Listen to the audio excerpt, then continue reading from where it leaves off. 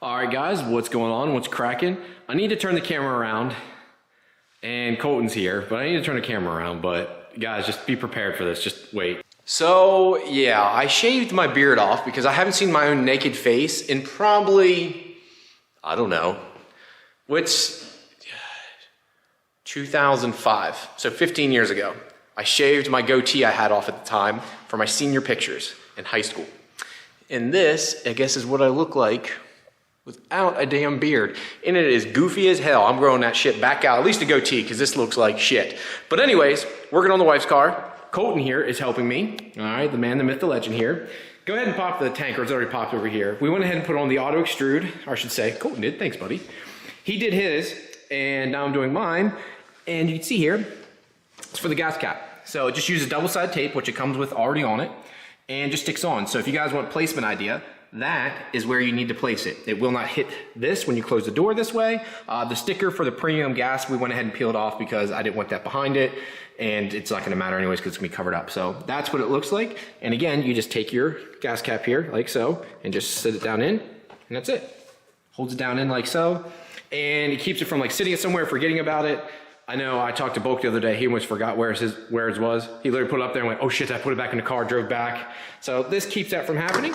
So now I put that on and close it up. Now, fits in there perfect. Now my car doesn't need that because it came from the factory, but the early model Supras didn't. His 93.5 doesn't, Mike's doesn't, and my wife's doesn't. Do you know what year you said that changed over at? 90, like the end of 95 is when they started changing it over. Okay, so pretty much the most of the Supras wouldn't have it then because the most were made 93.5, 94, and then into 95. So most of them won't have that. Mine personally does. I must have been fortunate because mine is an early model, or they replaced the cap on it. I don't know. But that's the first thing we did. I'm a rapper now. Next up, we got to come up with an idea to hold these in. So come on, really, Ryan, come on. Seriously. So next up, we're gonna put these little covers on. We got a stack of washers or something here, but I'm not gonna use these speakers, but I need to put new covers in. So I want it to sit something like that. Sits in there pretty nice. It's pretty flush, but I need it to sit in there nice, and I'm just not sure. He said about putting a bunch of washers in there and using like Gorilla Glue or something, right? Yeah. To hold it in there. So that's an idea. Oop, before that falls back down in again. So trying to figure that out. And then we're gonna put on the sport roof seals, or Targa top seals. Some people call them Targa. They're really called sport roofs because Targa is actually proprietary to Porsche itself. We're gonna put on the actual rubber door seals, which are up here. So let me go over this too. So first off here are the brand new drip rails. So these are brand new drip rails for the sport roof, left and right, the brand new rubber seals. Here's the old ones. They weren't bad or anything, so I'm holding on to these. And here's the one that was on it before too. Nothing was wrong with these. It never leaked either. Drove it through like a monsoon, never got a drop of water in the car. But it's one of those things, everything's apart. Might as well do it now or regret it. Now the door seals I do have too. They weren't perfect on her car, so went ahead and just bought new ones. Might as well, again, do this now because getting them off, they have these little tabs, which I'll show you guys when we go to install it. So yeah, bunch of stuff to do. We got this rubber seal. We got the, I call these the antenna ears for on top for where the Targa bolts down then. I've got this plastic trim piece that needs to go back as a splash guard. Bunch of stuff to do, and thank Colton for all the help because without him it wouldn't. Look at them fancy white shoes he wore to go work on a car. Look at my man.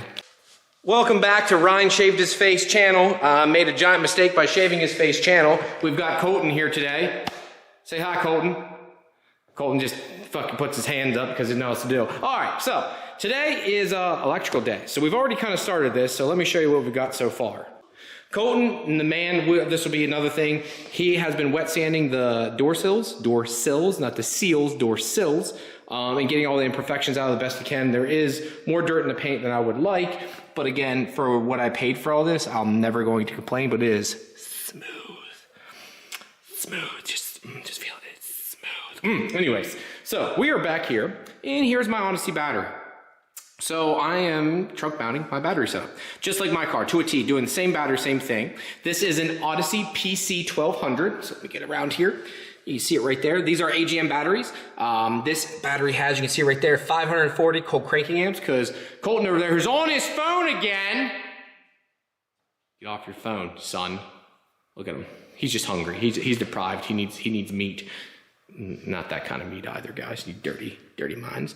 But this is 540 cold cranking amps. I've already got my ground strap, went over here, and I drilled it into the frame rail here, and I went ahead and ground all the metal off there. Then I put dielectric grease, that's what the red stuff is, underneath of it to make sure it wouldn't rust, plus give it a better connection. So that is what I used on my car. And I went ahead and got this 250 amp, which after talking to Tony and Gagliato, if you really break it down, 250 amp is way too high. It should be almost like 150. I know a lot of guys run 300, but if you're running 300 amps, you're burning your car down. Like if you really break it down, you're burning your car down at that point. So I did put 250 to be safe. I do have the switch off right now, but I made this little cable here, and the red obviously indicates power. Black indicates ground. Now I do use black wire for everything because when I do run a wire the whole way to the front, I don't want a red wire in the engine bay. So I use black wire, and then I'll probably put black sheathing around one of the lugs in the front. Now you'll see also that there's two different color lugs. The reason for that is this requires a larger like 3/8 lug, where this uses like a 1/4 inch lug opening. So this is 0 gauge wiring, but the opening for the actual switch there is smaller. So the next thing we got to do is we got to take this little nut off here, and I'm going to run a wire from here whole way up inside the interior and up to the front. I haven't done this before. My car, I ran underneath. I actually drilled a hole right here, ran it under the car, worked just fine. But for this, I'm going to try running in the interior and see how this works out. So follow along and see how this goes. You go ahead and continue singing, please. No, I'm good. You sure? Yeah. All right, just want to make sure that he was singing there. He had a great voice going. All right, so here's our temporary setup for now. I shouldn't say temporary. So there's our line run up through the body. Once we have our fuse box set up for our fuel pumps, it'll come out here and sit, and I'm going to actually terminate or actually have something to hold the wire here, so that, because this is too loose right now. I do not like this at all. That's too loose. So once we have that, it'll be able to terminate and hold it there. So I want to show you how we ran it. So start back here. Runs up along there. We have a 250 amp marine switch. Runs back through here, comes up under this piece, runs back. You want to make sure you stay under your other wiring. Let me go inside the car here. Now, one thing you're going to have to do is you're going to have to remove your speaker box. Obviously, all your interior to do this. We then ran it back behind there. Now, we did run over that wiring. I guess, I'm not sure if there's a better way to do that, but ran it back under all that wiring, ran it there, down behind this piece here. All right, then once we ran under that piece, we're now running against the frame rail here, and we're gonna put some like sheathing and stuff because there's some sharp edges here. I don't want it digging through. Then running it through here. Now, I have heard of some people. I talked to, his name is Super Biologist on Super Forums, but Twan Nguyen, and he said that, you know, you could have some issue with the carpet fitting, so we'll take a look at that when that time comes, but it should be okay. I looked at my car. You then run it up through there, and then let's go over here. You're then going to want to cut a small slit in your boot. There's a little yellow boot here to run your wire up through. Then you want to come through here. And again, ignore some of this. I got to redo a lot of this wiring and stuff. This is just tucked up and out of the way, just to keep it, you know, good for now. Then from here, you're going to want to run up on top of there. And I went ahead and marked it. So I'll show you that once it's done. You're going to want to run it from there, down from there, through this hole here. We're going to come out here and run up in to this little lug right there. So next up, we actually need to lug this off. I'm going to show you how I do that. So next thing we got to do is we have to terminate the lug, and we have to cut the wire. So I went ahead and wrapped this around and kind of dictated where I wanted it to be at. Marked it the first time here at this little silver part, silver Sharpie, and then Colton went, let's give ourselves just a little bit more room. So good call on Colton's behalf. So we're going to cut it there. Colton, you want to go over and get the cutters for me as I almost fall over on my face? They're under that. I think they're over there underneath that workbench. These are the ones I use to cut AN lines. They're pretty much tree branch cutters. That's literally what they are. Look, I mean, those are legitimately tree branch cutters. So I'm gonna hold this up and just wanna grab around, obviously, the second one there, and yep, hold on here. Close a little bit. Yep, go ahead. Oh shit, that was the wrong one. Kidding. I'm kidding, guys. So the reason I do that and I run it as much as I can, because you don't want to waste any wire, right? You want to keep as much length as you can. It's still not enough to do another car. It's always kind of frustrating. I almost wish I would have got like 30 or 35 feet, because that just gives me enough to almost run another vehicle. So yeah, so next up, what we got to do is this. All right, guys, so we have our lug and our copper wire, but we have to take off the black sheathing. What you're going to do is you're going to want to line up, get as close as you can here. You don't want to go the whole way up, right? Because this wire has to feed inside of here. So I'm going to feed it to about here. And that's where I'm going to dictate that I need to cut this. You guys can see that here. I'm going to decide to cut it there and just run this around. Now you don't want to cut too deep like this. They're very small strands inside of these wires like this. This is like what you would use for audio cable wiring. I really like this from a company called, I believe it's called New Concept. Let me look here. Yes, if you guys want to see that here. newconcepts with a Z.com. This stuff is really expensive compared to the Stinger and even everyone else, but it's supposedly supposed to be the best. I don't know enough about electrical, but this is supposed to be the best. This is oxygen-free copper too, a bunch of small strands. So I'm going to take that now, push that down in. Before we do anything, I also want to put on a little black piece that I can use to then heat shrink over this. So I wanted to make sure I put this heat sleeve on because I'm going to use this to cover part of this and then whatever's showing.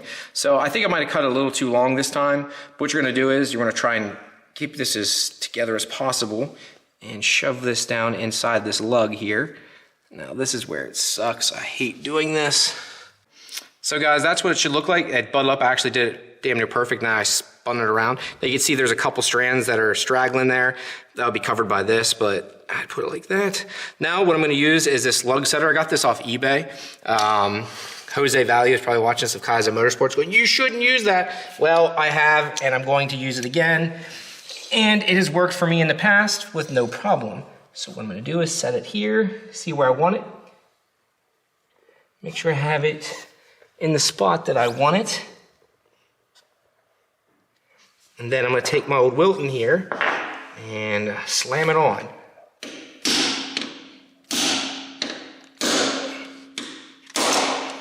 Like so. Probably broke it, but it'll be all right. And there we go. Make sure it's back far enough because you want to make sure when you do this, it mushroom stamps it and pushes those wires up. Once you've done that, you can then take your heat sleeve. If I can get it to go up on top of it, and there you go. That's it. All right. Okay, so I was about to start the car, not start the car, but at least turn it on. I'm like, no power. Fuck. But I forgot, if you come down here, guys, I said I have this marine switch, and this is why I like it. If you do hit the breaker or hit the switch, it works like a house. It just kicks it over, right? So you gotta do that, so it has power now. We got ground, got power into the front. And if you look up there, it shows door jar. So go ahead and show them that there, brother. We got a door jar. Just listening here, so we're gonna put the key in, see if this does anything. You guys gotta remember, a lot of the stuff isn't plugged in.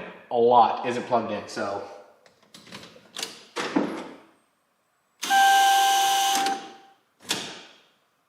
Well, that was interesting. Well, I just want to see where it's fucking coming from. Here, give me the key. Here, I'll do that part if you get down in there. We'll go once. All right, ready guys? We're gonna try this again. It says door jar, but. The hell was that noise?